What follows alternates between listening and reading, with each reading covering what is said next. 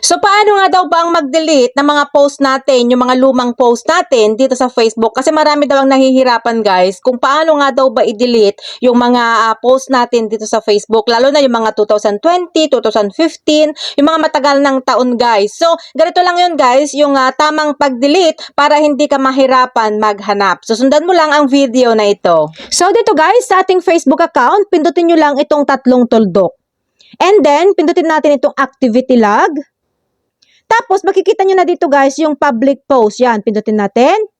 So, nandito na lahat guys, yung mga post ninyo. Pero kung gusto nyo makita yung matagal nyo ng post, dahil ngayong sabi ng mga ibang nag-comment is yung matagal ng post ang hindi nila kayang i-delete kasi nga malayo na daw. Pindutin nyo ito, yan. Pindutin nyo yan. And then, itong date, yan. Pindutin nyo itong date.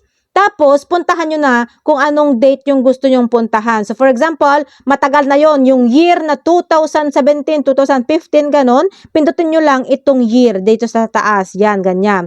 Tapos, makikita nyo na dito yung year. Dahil nga, 2025 lang nagawa itong account ko, 2025 lang yung makikita mo dito. And then, for example, 2025, yan. Tapos, hanapin mo na dito, guys, kung anong month yung gusto mong post mo ng 2025. So, for example, September, ayan, September 10, for example.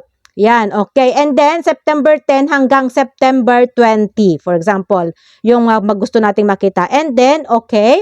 Tapos, done.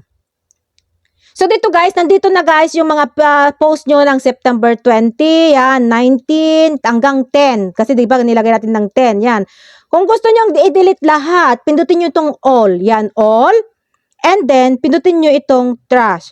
Tapos, ganun, pagka ayaw nyo naman ng lahatan guys, pag kunyari pipili lang kayo, dito, yan, for example, ito, pindutin nyo yan, tatlong tuldok.